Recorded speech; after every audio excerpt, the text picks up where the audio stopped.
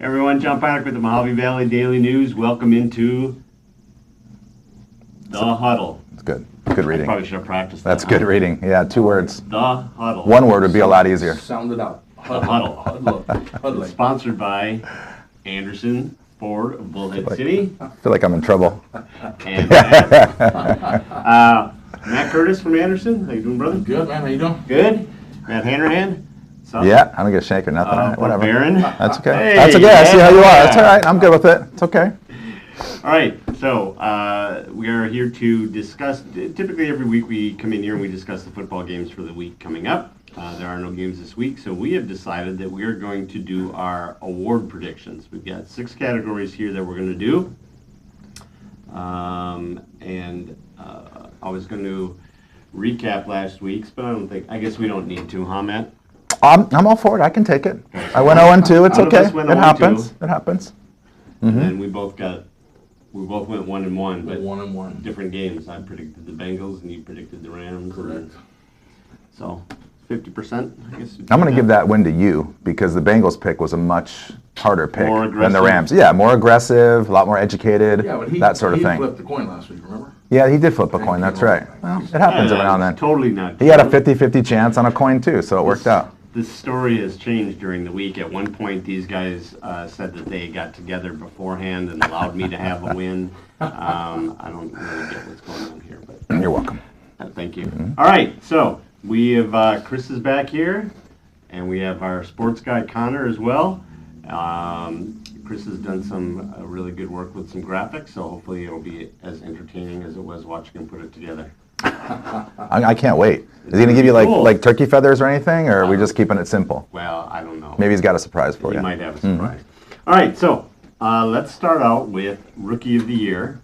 We went through a bunch of different things over the week.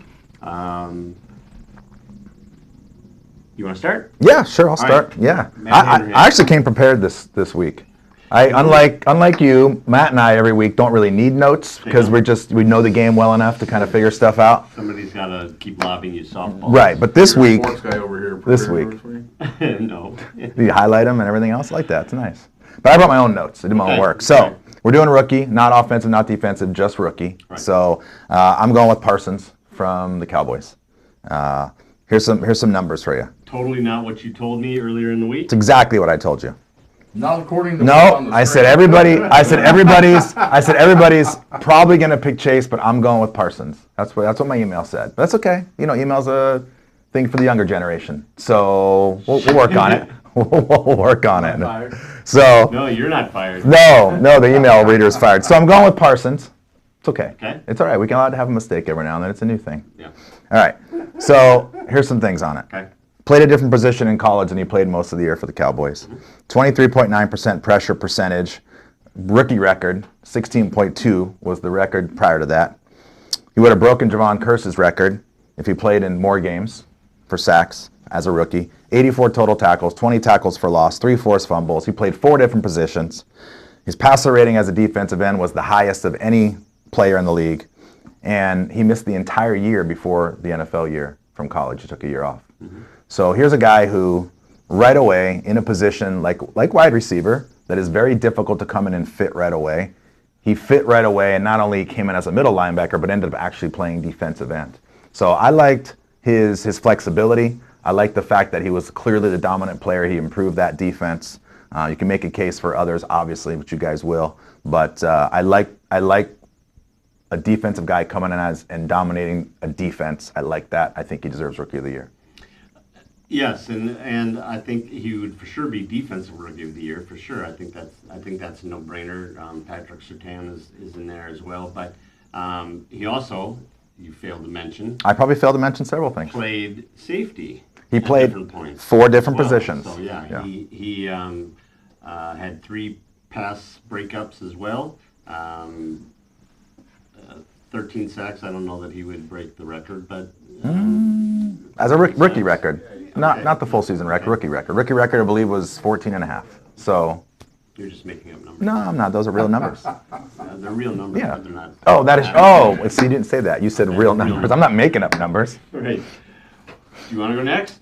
Sure. All right, let's see what you got. So I had the running for two. Weddle. Mm-hmm. You know, the guy came on strong, had a fantastic season. Kind of the team themselves, not just him, but the team as they kind of got towards the end of the season,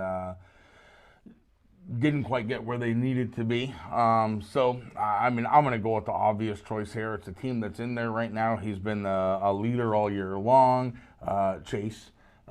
Again, I'd agree with you. And I'm normally a defensive side of the ball guy. I look for that defensive player.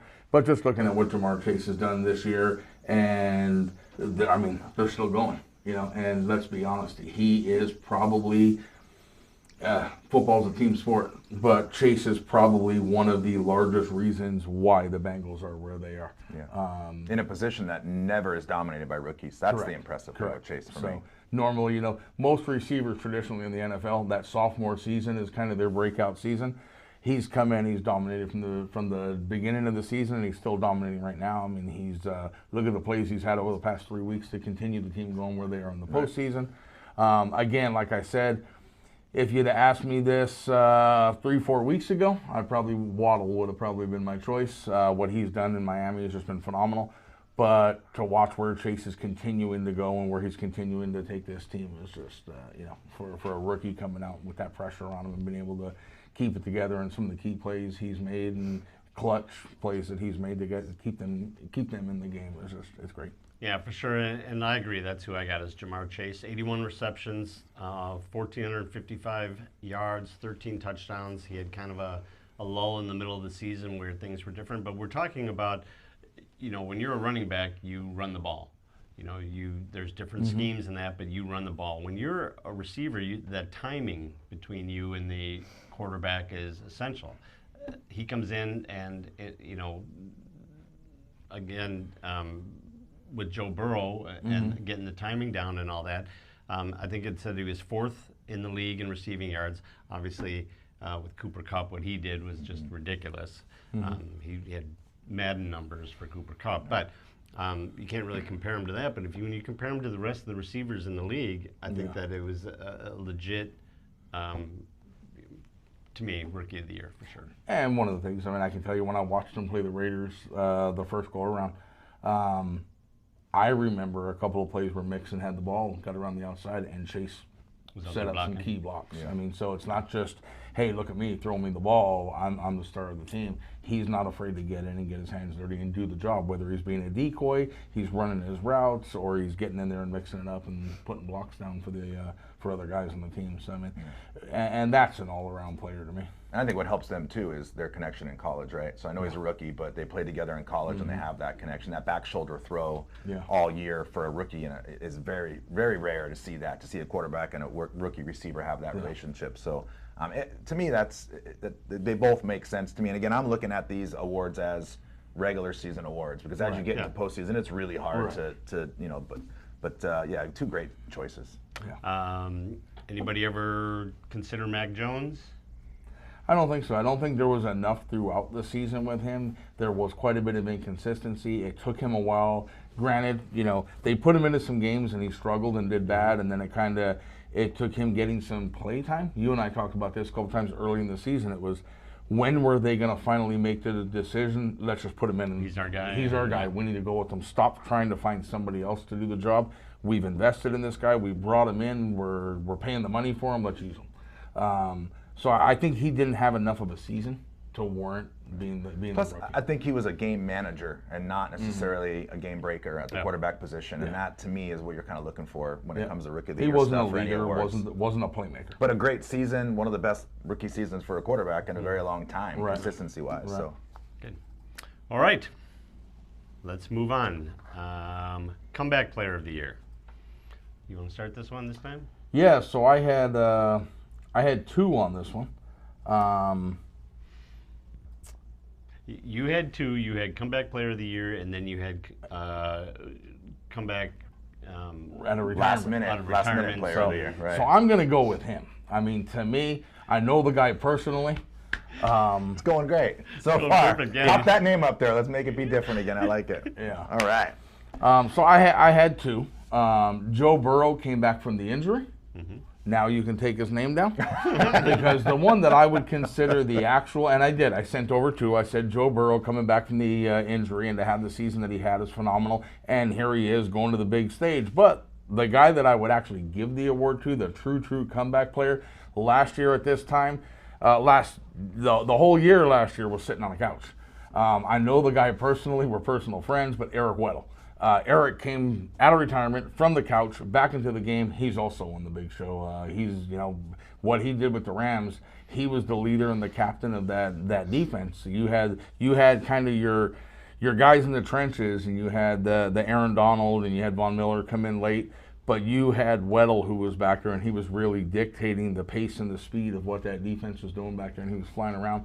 And for him to come out of retirement and come back in and to be such a playmaker and to have so much an impact player, I guess you would say, and to lead that defense to where they are, I got to look at it and I got to say, I give all the credit in the world to Burrow's coming back from the injury, but for Weddle to come out of retirement, come back and be able to do what he's doing, he's going to the Super Bowl.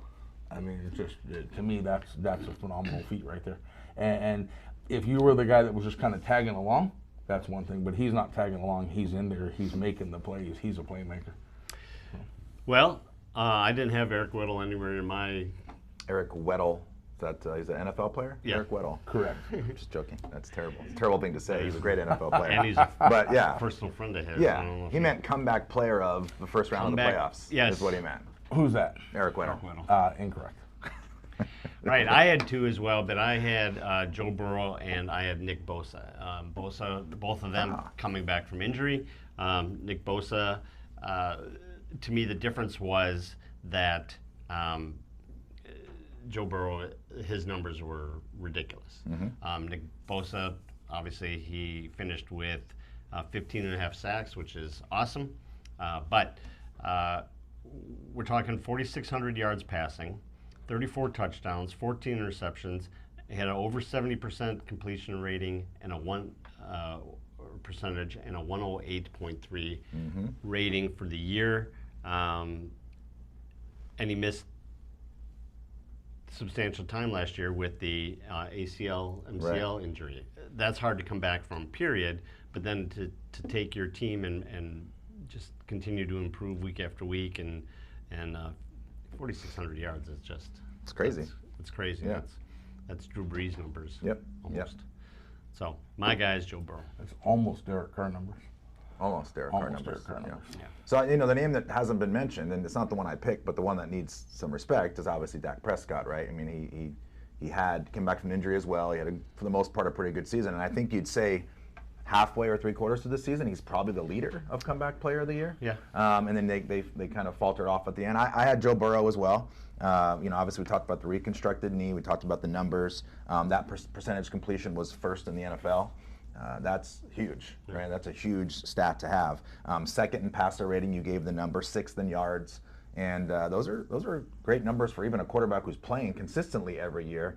And also not playing on a team that won 2 games and then 4 games and then obviously again 10 games this year. They were better. Right. And let's not forget it's Cincinnati, right? I mean, Right. There's some value to the fact that this is a team that's been horrible for so long, and he just did everything that he needed to do, and not just at a comeback level, but that kid's got ice in his veins. I mean, it's ridiculous what he did all the way through the regular season. So to me, it's Joe Burrow by a landslide this year. But Eric Weddle second. Right, probably. Right behind him. Probably Eric Weddle second. I Weddle. was really making fun of that pick of yours. Weddle first. Did you see the size that he has on you? You might not want to pick too much. You might I not gotta wanna wait till we pick stop that filming. fight. You Oh, can't have gotcha. evidence. Okay, you might want to You pick that leave fight. that camera running. Right, you might be the Until he's out of the building. comeback Next announcer year. or whatever of the year. Next year, Next right? year it'll After he whoops you. Comeback broadcaster of the year. All right, moving on. Defensive player of the year. I'll start. Got it. So to me, it comes down to 2 people, T.J. Watt or Aaron Donald. Aaron Donald is the bigger name and seems to be recognized more than anybody else. But T.J. Watt, 22 and a half sacks, tied the record. And he didn't have Brett Favre lay down for him like Michael Strahan did. Wow. He actually had to earn this. Now he did it in 17 games. Is it because you watched all 22 and a half of his sacks I did. and know that none of them were Everyone cheapies? were- None of everyone them were were all legit. quality sacks. Okay. Yes. However, Aaron Donald, 130 tackles, 12 and a half sacks. It sounds like a big drop-off, 12 and a half sacks, but Aaron Donald is doubled on every play or tripled on every play on a lot of plays. So to me, the fact that he had 12 and a half sacks is kind of by the wayside. It's more him chewing up blockers, and you know that because he had 130 tackles. So he is holding up blockers at the line, making the tackle. Yep. So for me, it's Aaron Donald. Yep. I am in agreement with you there, Aaron Donald. One of the things that I think the stats take away sometimes, and me being a defensive coach, what I always look for when I'm breaking film down, it's not necessarily how many sacks you have. You can be more incremental and create more havoc with the pressures. It's how many pressures did you have? How many times did you rush that quarterback? That quarterback Get him off his spot. throws the ball away. Throws the ball away, runs out of bounds. You break up that play. The pressures is what I'm looking for. Sacks are great. You know, we all want sacks. Yeah, loss of yardage and all that. But when you're looking at, from a coach's point of view, when I was out there and I'm coaching these guys and I'm telling them and they're getting in there, if we can make a guy throw the ball away, what's he doing? That quarterback's padding his numbers by not taking a sack. He's throwing the ball away, so his completions are going down, but he's not taking the sack. And you ask any quarterback, would you rather have an incomplete pass or a sack?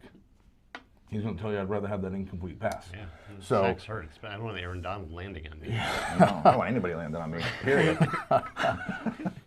But you get Aaron Donald in that backfield. The pressures is what it is. I mean, the guy is just, you feel him breathing down your neck, and you watch quarterbacks running and trying to bail out of that pocket, and whether they're taking off running and gaining a foot, so it's not considered a sack, or they're throwing that ball away. That's where I think Aaron Donald makes a difference. It may not be in the sack category, but in the pressures that he put on, the hurry up, the rush, quarterbacks getting rid of the ball, or taking off running, rolling out, whatever the case would be. I think that's where Aaron Donald makes the difference, and I think that's why he is as crucial as he is to that defense. And then you bring in the likes of Von Miller. It made it even that much more dangerous because now you don't have the other side to bail out to. Yeah. So I think that's one of the things that the statistics don't necessarily show, but I think that's where Aaron Donald is the guy. He's in that backfield causing havoc all the time. And he had 50 more tackles than T.J. Watt. Yeah. So to me, that means T.J. Watt's coming off the edge thinking, sack the quarterback. If I Right. happen to run into the player that got the ball on my way, great. But my whole goal is, T.J. Watt had 80 tackles.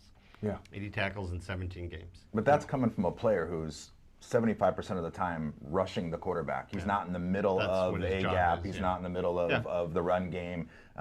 So I get their Aaron Donald pick, but I go back to what you said is he has other players that are there with him that support him. He's getting double teamed, other players making plays. I think it's T.J. Watt as a no-brainer because for me, there's some stats there, but this is a Pittsburgh defensive team that is not as good as they used to be. He's the only guy. He's the only guy. Yeah. They've got Cameron Hayward, and he's still a very good defensive player, and they're very active. And but you're talking about a guy who had, we said, 22 and a half sacks. He didn't play every single game all year. He had some injuries all year. He had a half sack or more in 11 of his 14 games. Can you imagine your defensive end having a half sack or more, getting to the quarterback at least once every single week, and 22 and a half times, and he led the league for tackles for loss for 21. So he made 33 and a half tackles behind the line of scrimmage throughout the year. That's a phenomenal number. That's a game changer to me. I love Aaron Donald, but I think when you watch games, you see what T.J. Watt does for his defense by himself. And when he's not playing, their defense isn't the same. Aaron Donald takes the double teams. He creates opportunities for other players. I get that, but I just think there's a slight edge there with Watt this year. Well, yeah, he gets the double teams and he takes some of the pressure off of other players, but he's also still making the play. Correct. Correct. If he's not in the backfield, he's making the play. Now, and the T.J. Watt thing, on top of the half a sack or the 22 and a half sacks and the tackle for losses, he's chasing a quarterback back there, even Correct. if he didn't get him. So Correct. I could go either way. But And if I'm going to go from the coaching side of things, looking back into it, exactly what you said is one of the keys. If I'm a coach and I'm looking at who was the most detrimental guy out there, I would go to Aaron Donald. Who's the guy? Because me, as an offensive coordinator, if I've got to plan my offense to double team somebody, Correct. Right.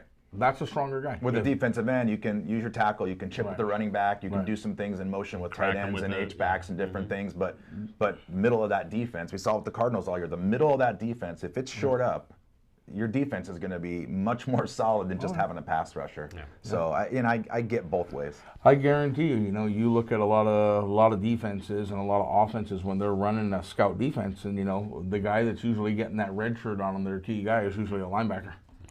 I guarantee you, when they're game planning against the Rams, They're any looking at offense, that they're D putting that lineman. red scout sure. jersey on For sure. Aaron Donald, and they're saying that's Aaron Donald, and wherever he goes. in He's the formation. best defensive player in the league. I just think if we're picking a player that had the year to win the award, I just think TJ Watt's that guy. But I think anybody you talk to, if they had to pick one guy to start their defense, they're going to start with Aaron Donald. Yeah. I think so. He's a disruptor for Yes, sure. he is. Yeah. Okay, that was our defensive player of the year, offensive player of the year.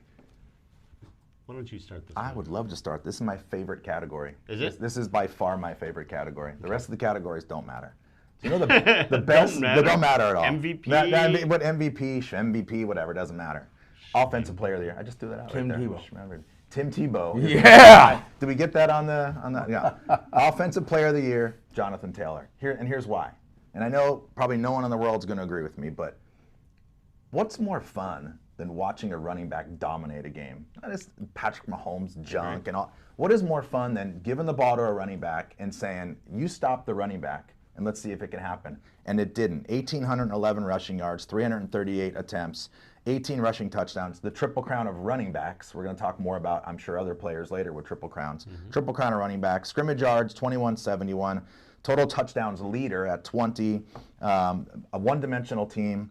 We've got a single-season rushing record for his franchise, youngest player in the history to go over 2,000 2 years in a row, rushing touchdown in 11 consecutive games. I mean, who didn't dominate the offensive side of the ball more than Jonathan Taylor? I love the idea that we go back to maybe a little bit of old school where we say, I'm going to give this guy the ball and I'm going to open it up through the run game. And they're talking about playing with a quarterback who really didn't have a good season. So you knew they were coming after Jonathan Taylor, the defenses were, and they still couldn't stop him. So to me, I mean, that's just something special, something we don't see all the time, and a little bit of a throwback. So I'm going Taylor. Matt? They stopped him enough to keep him into the playoffs. Yes, But, they did. Yes, they did. Now on this one here, I mean, I love the high flying, the downfield, the aggressive, the fast paced game, and I don't think anybody did it better than Kupp. I think Kupp is just, he's probably the obvious choice, and people out there in TV land are saying, "Oh, you're just going with the easy one." Now, you look at the statistics of what this guy has done this year, the clutch plays, whenever he's been needed, whenever Stafford has needed that bailout, Kupp is there. I mean, he's come up with phenomenal plays. He's run the ball. I mean, he's had the end around the sweeps where he's had to run for the first downs. I mean, the guy's he's kind of a jack of all trades. But he makes it happen. You get that ball anywhere near him downfield, he's going to go up, he's going to battle, he's going to come down with that ball. Most DBs can't cover him. It's one of those things. He gets downfield 10 to 15 yards, and he can make a move and just gain separation from a DB. And all he really needs, seriously, 2 feet of separation. You get that ball to him, and he's going to cause damage to you. He's proven it this year. Yeah. So, in my opinion, you just Kupp is he's the guy that he's been the complete all-around offensive key. When they've needed him, he's come up with the big plays to finish. When it came down to, and I agree, Taylor, I love the way Taylor runs. He's just a downhill, hard-running One guy. cut, yep. And he's not I'm going to zigzag back and forth and throw 15 juke moves in here. I'm going to plant my foot and I'm going. And I love the way he runs. But to me, it's, and again, you're right. It does come down to what did the team do for you. And I think Jonathan Taylor is a much better running back than what his team contributed. There's no other weapons. It's correct. Jonathan Taylor, Yeah. right? It's not 4 weapons Right. like the Rams have. So, And you go into what Kupp has done for the team and just where he's taken them to the level that they're currently at. And when the Rams were going through their struggles at the running back position, they had Akers out and they had the different issues. Cup's been the consistent for them. Well, I love Jonathan Taylor. As a Wisconsin guy, I got to watch him play a lot, and I love his style and everything. One of the things that really stands out for me is that he had over 500 yards more than the second place guy. For a big part of the year, he was the MVP. At least that's what people were saying. He's the MVP. 1,800 yards rushing. He said that 20 touchdowns, another 360 yards receiving. He just. If this were running back of the year, it would be easy him. And I'm all about watching him. But when you've got a Triple Crown winner as a receiver, 145 receptions, almost 2,000 yards. He just missed setting the record, or was it by like 17 yards for most receiving yards in a season. 16 touchdowns. Whenever it came down to it, you knew who was going to get the ball. If it was 3rd and 6, you knew who was going to get it. And when I sat here and I looked at it, I thought Cooper Kupp could go to any team and make that quarterback a star. He doesn't drop passes. He did it. Yeah. He did it this year. Yeah, right? Yeah, You're right. Yeah, because Matthew Stafford in the past has been, boy, here we go. Right. Right. But now, when it's 3rd and 6, you know that's going to be the guy, and they still couldn't stop him. So, See, that's where we go back to that Jonathan Taylor Same thing. Is you knew he was getting the ball, you double teamed him, and you'd still find and the no seam. other weapons. Yeah. It's 8 in the box, and let's stop him, and we can't. And we still can't. So and obviously, Kupp to me is the choice here in a sense. I mean, I've got some other plans for Kupp, but I get both of these for sure. I just love the unicorn of the season, and to me that's Taylor. We haven't seen that in a very, very long time, right? So well, he was the dark horse. He was definitely the unexpected, don't see it. Especially as a part of that team. Yep. Well, but the other thing you got to take a look at is that with what's his name in Tennessee out Derrick for a Henry, big chunk of the year. I mean, his numbers could have been very similar to Coulda, this. shoulda, woulda. He's had some dominating seasons as well. Yeah. So Cardinals should have been in the Super Bowl, but that didn't happen. Raiders shouldn't have made the playoffs. That didn't happen. That's right. They end the season after 7 games. The Cardinals were the prohibitive favorite. It took a lot to wear this jacket today. I'm just letting you know. It's the first time I brought it out since the season ended. Well, they're on clearance at Walmart. That is true. Not in this size, they're not. I'm telling you that much right now. All right, moving on. Let's go to Coach of the Year. You want to start us out? Yeah, I'll start. Do you have notes for Coach of the Year? I do have notes for Coach. I have notes for everything. Just for everything. Not everything, but the important things. To me, you could go a million ways here, and you'd be right. But if you don't agree with me, you're wrong. Okay. Does that make sense? Okay. It does make sense. So I like Zach Taylor. Here. As the season went on, if you want to count the whole season, I get it, but just count the regular season. As the season went on, it would bounce back and forth. But let me give you some numbers that I'm sure we'll talk about. 2 wins to 4 wins to 10 wins in his 3 seasons, right? Only 13 current players that he inherited on his roster from when he came 3 years ago. He was the betting favorite prior to the season to lose his job first, right? I mean, literally the betting favorite. 2 last place finishes in the division the last 2 years, and again, I'm going to go back to it. It's Cincinnati, right? I said the same thing with Joe Burrow. It's Cincinnati. Here's a young guy, was the second youngest coach when he got hired in the NFL, who deals with Cincinnati, deals with 2 losses, deals with 4 losses, deals with troubled players, deals with losing A.J. Green and Vontez Burfict issues when he first came on, and all this stuff that he had to deal with. And he's a young guy who's inexperienced and still finds a way to improve that team year to year to year. I know it takes a whole group of folks. It takes GM and it takes players and it takes all that stuff.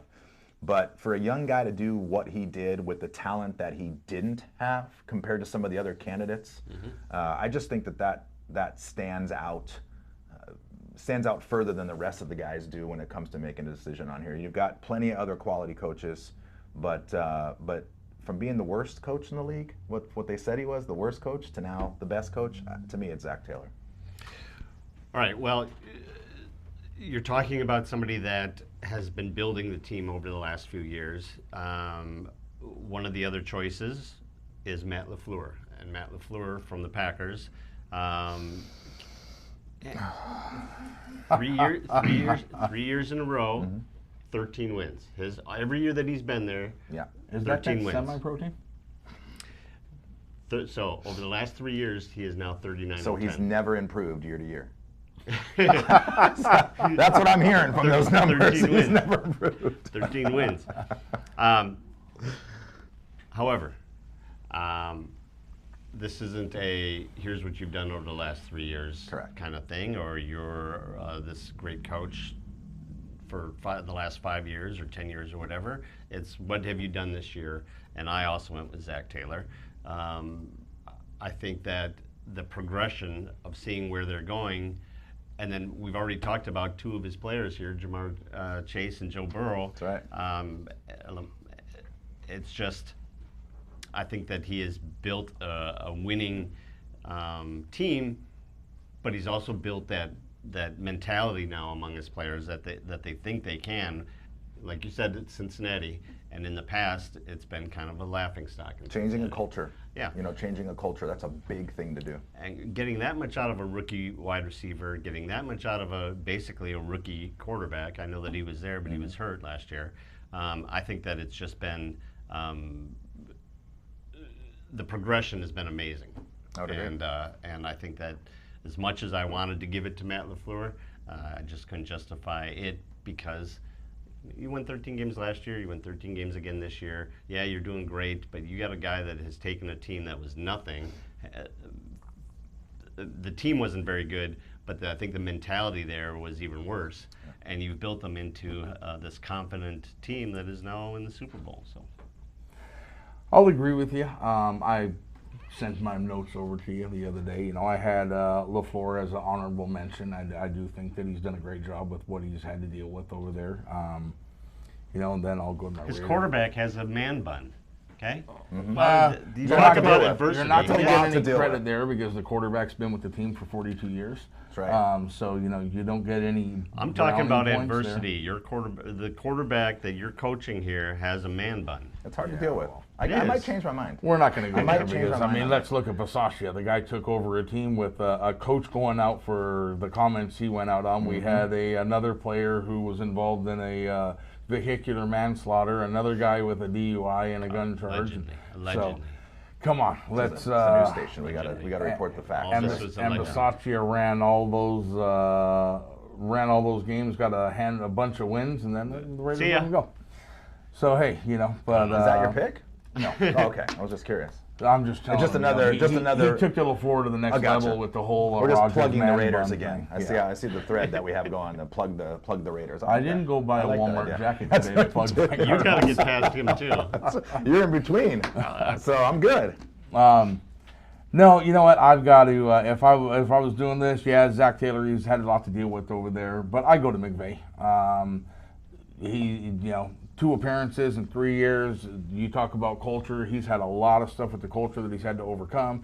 Moving stadiums, keeping the team intact and staying focused. What he's been able to do with building that team as well. I mean, you already had Aaron Donald there. You had Cup. A lot of things happened when Cook went away. People were thinking, "Oh my God, that's the biggest mistake you can make is get rid of Cook." The Cook and Cup combination. But he was able to, bring more guys in, getting Von Miller over there, getting Beckham over there. I mean, you've been able to compile this team and keep this team together and keep them gelling and just stay consistent. And bottom line is you're winning the big games. When you need to be winning the games that count, that matter, you're winning them. I went to the Rams-Cardinals game. I mean, that was a big game for both of those teams. And we were at that game out here in Arizona, and I mean, that was a huge win I think that was kind of that little turning point for the Rams right there, and the consistency kicked. And Cup had a phenomenal game there.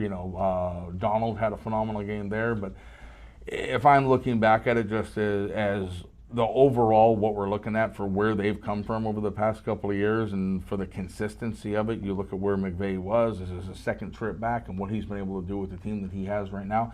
I have to go with McVay. My problem with McVay is that the Rams are now the Yankees of the NFL. I knew you were going there. I'm I'm going to go out and get all of the best players. I'm going to mortgage the next what is it, 20? Right. I don't have a something first like round that. draft pick for 4 years. Yeah, or something, I'm mortgaging all this, and I'm all in, and maybe, if I were a Rams fan, maybe I'd be good with that. I just want to win the Super Bowl. So if you're gonna, now hold on now. I mean, but look after this year. How many of those people are on 1-year contracts where they're just going to be gone? How do you know that? Well, because you can't afford Here's the all deal. of them. Oh yeah, you can. You bring they're obviously affording it now. You bring these guys in and you win a Super Bowl. Who wants to leave? Show me players on that team that are going to want to leave. Well, you're going to have players who will leave because they won a Super Bowl. And you'll have players who don't want to leave as well. But the players that you have that are going to leave because they won a Super Bowl, you're going to get money for those guys. Let's be realistic. Yeah, you're going to get other teams out there that are going to dump money in and buy out contracts and do what they got to do. But let's not lose focus. What are owners in the NFL and what are coaches? What is your goal? Yeah, your goal is to win, but win the Super Bowl. Right, and that's my issue is that you just load it up with the with. Do you think Aaron Donald's going anywhere next year? No. Do you think Von Miller is going anywhere next year?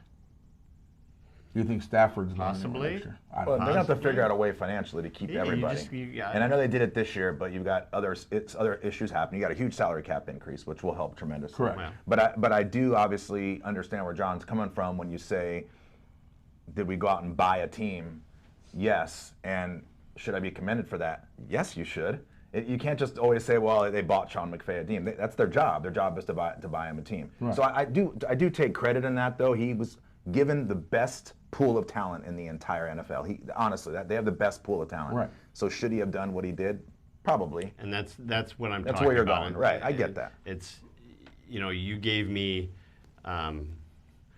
you gave me Von Miller when I could have had this guy over here that is nothing. Right. And I have to work to develop into something. This guy, all I got to do is turn him loose. That's where I was going. You still got to coach the talent, and I got to give McVay some credit because you get those types of guys, and there's a lot of egos. Yeah. And building a game plan is not easy. And he's very creative. He's probably one of the brightest minds in the NFL. Yeah. So I see it. I think Taylor did more with less. I just have a difficult one with that. I understand where you're coming from, saying they're the Yankees of the NFL.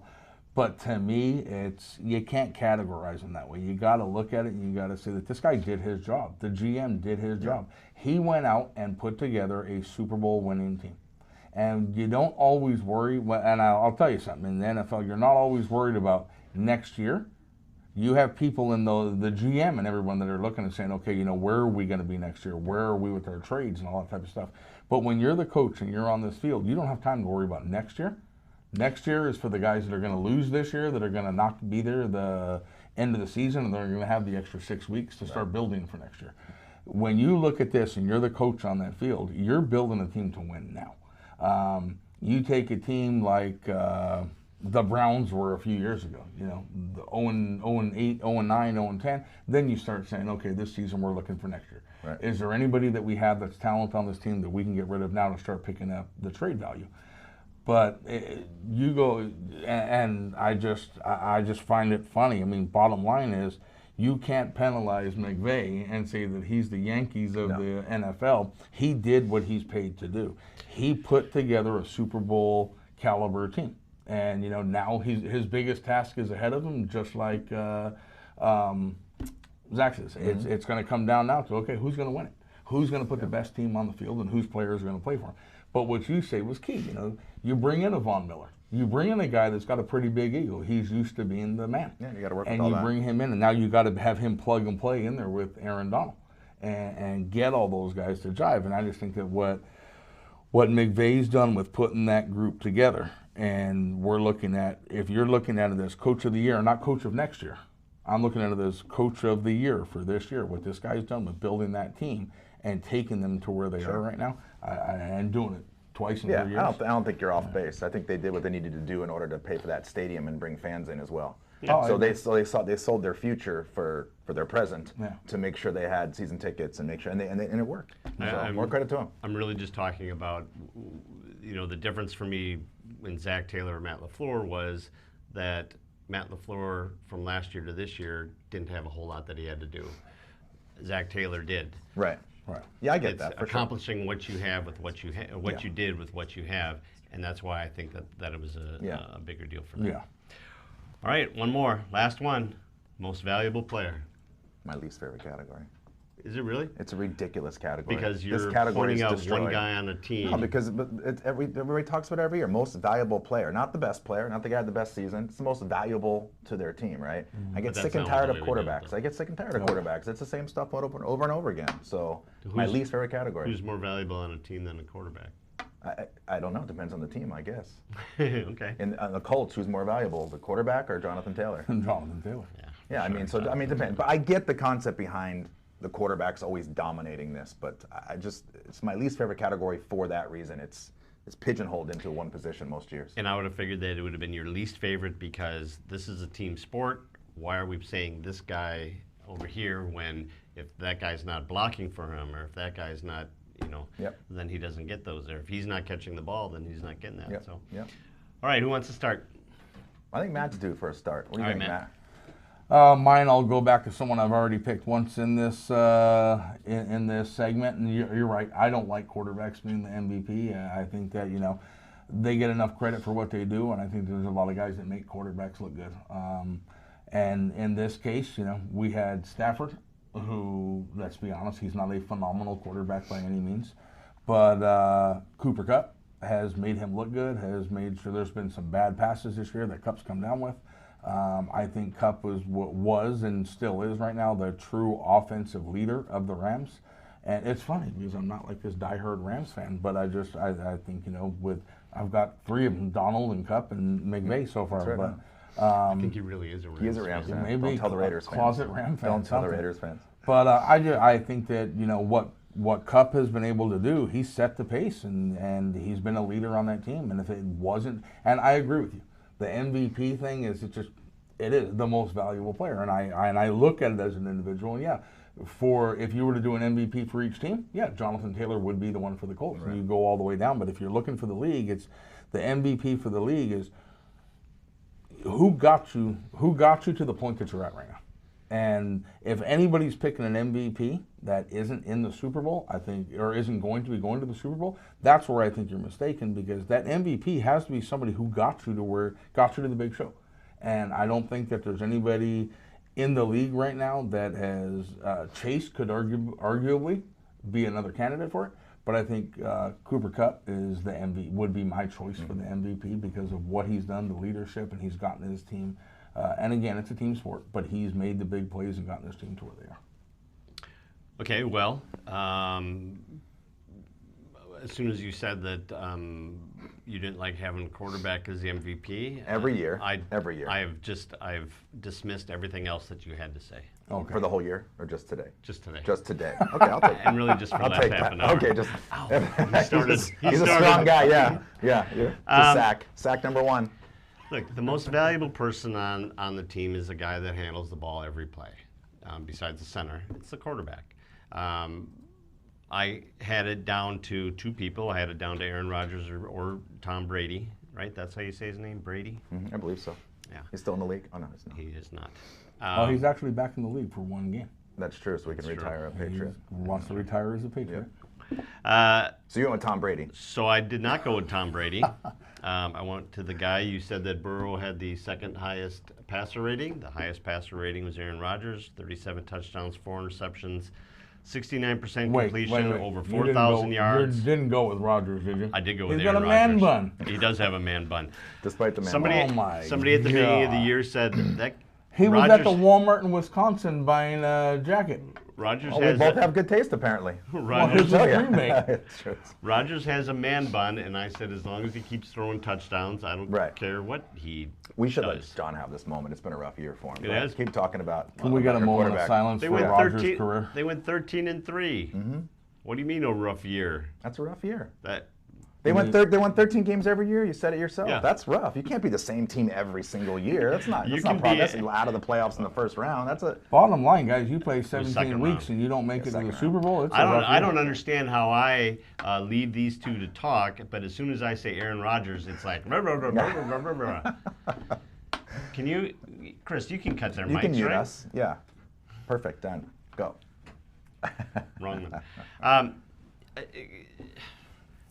Where would this team be without Aaron Rodgers? All right, and when we talk about, you brought up being in the Super Bowl. the problem with that is that you have a defense as well. And if your defense lets you down, it doesn't matter how good you are. If the defense lets you down or your special teams lets you down, block field goal. Not everybody can be perfect. Block punt. How many interceptions did Rodgers throw this year? 4. Okay. 2 of them in the first game, 2 over the last 16 games. Okay. I was reading a stat a couple of weeks ago that said that if he threw an interception on his next 122 passes, he would still be the all-time leader when it comes to passer rating. He's a great quarterback. There's no doubt about that. Obviously, it's a homer call because I'm a Packers fan, but I watch him play every week, and I watch a lot of football, and I watch him play every week, and you can just see a difference in the way he manages the game. You know, there are things that I'm disappointed with him about. The whole vaccination thing I think was terrible. I think the man bun is for sure the worst idea. Any jealousy there? They might be. A little bit. That's a good point, Matt. I didn't think about that. I just want a man bun. I don't think that he's very fiery. He's not a fiery leader, which really bothers me. This guy is supposed to be, lead by example, fine. But I also need some passion out of you once in a while, not just when you're throwing touchdown passes. But that all being said, I think that there's nobody that is more valuable in the league than Aaron Rodgers. Your quarterback. Most valuable player. So the truth is Aaron Rodgers is going to win MVP, right? Everybody who's watching this, anybody who talks about it, we can talk about our opinions. But he's going to win MVP because quarterbacks normally win it, and he had a great season and all that good stuff. He's going to win MVP. That's what I feel. But again, we talk about who we're picking, and to me, MVP, the problem with MVP is it's not the most impactful person on the league. It should be the person who had the most impact on the league that season. And to me, that's not Aaron Rodgers. To me, that's when I go with Matt and I say Cooper Kupp. I think Cooper Kupp deserves it. I think he's had the numbers for it. Rattle some of these off. 145 receptions, 1,947 yards, 16 touchdowns. Again, we talked about Triple Crown. Hasn't happened since 2005 when Steve Smith did it, 16 years. We had highest fantasy football total points for the year. Come on, that has to have something to do with most valuable player. Are you kidding me? For you fantasy players out there, when you lead the league in fantasy, you're pretty impactful, right? Consistency, 90-plus yards in 16 of 17 games. He did it 13 straight games in a row. He was 90-plus yards. That's crazy, 13 straight games, right? No run game to speak of. And a wide receiver, here's a fun fact. A wide receiver has never been named MVP, but a kicker has. Isn't that disgusting that a kicker can be an MVP? Mark Mosley in the short season we had them when they struck in the strike season. So I understand that Aaron Rodgers is going to win it, but the most impactful player on the league this year, and I think they should change it to that, is Cooper Kupp. I don't know how anybody can argue with that. Does Aaron Rodgers touch the ball every play? Is the pitcher the most important player when he pitches? Is the quarterback the most important player? Yeah, I get that. I get that rule of thumb. But for what Kupp did this year, compared to how Aaron Rodgers separated himself from the quarterbacks, I just like what Cooper Kupp did and how he separated himself so far above the rest, just like Jonathan Taylor. So, Cooper Kupp. Well, I don't know that he separated himself that far above the rest. I think we're talking about Jonathan Taylor being 500 yards ahead of number 2. Cooper Kupp ended like 150 yards ahead. Right, but we're talking Triple Crown numbers. We're talking leading the league in all those categories. Right, correct. So for me, that's the separation side of it. But yeah, you're right. Did he dominate the touches on the offensive side as a wide receiver on a team that threw 75% of the time? Sure he did. But that again goes back to your thing about Aaron Rodgers. He touched the ball 75% of the time. So Kupp got an opportunity to catch a pass on all the passes they threw. So but at the same time, I agree with you with what you're saying. When you look at impact player, how many times was Cooper Kupp having to be doubled, which opened up Jefferson or opened up Beckham? Yeah. That's where the impact comes in. It's kind of what we talked about with Donald. He may not be the guy getting all the sacks, but he's the one putting all the pressures on, opening up things for other people to happen or for the ball to get thrown away. It goes back to that. You've got when Cooper Kupp is on that field, you have so much attention on that guy that other guys get overlooked, and that's where the impact player comes in. Yeah. They should just change it. They should change the nobody's worried about Rodgers. he can't run. He's old. He can't run. Oh, my God. He can't scramble. Here it So they comes. don't. Oh, you're I'm just so saying, wrong. bro. The impact part of it, you don't have to worry about bringing a safety down to blitz him off the end and leave a receiver open because everyone knows that the two defensive ends contain Rodgers. I just don't like his attitude. I think his attitude's poor, and I don't like that. I don't think that the league face should have that kind of attitude. I don't like it. Okay. Yeah, that's all. It I mean, does does he that- does deserve that it? Does have he win it? anything He to do does with the win man it. bun, but though? It might. It might be might. compensation again for something. I don't know. Now, if you'd have But- came in with the strong argument, like possibly like Bobby Boucher, the water boy, was MVP for keeping everyone hydrated or something, then you would have had a strong argument against Cup. But Rodgers? He's All gonna right. he's gonna win the award. Yeah, he's going to win. he's You know gonna why? win. 'Cause Because it's a- people a lot smarter than us That's right. are out there voting on it. Because people that care only about And- quarterbacks are voting on it. I disagree that And he's you going to win. and you completely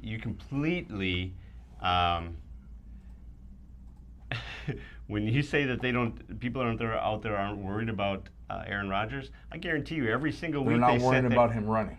Oh, they are worried about him. No, they're not. They're worried about what he can do downfield. Are they worried about? Fight. Are they fight, worried?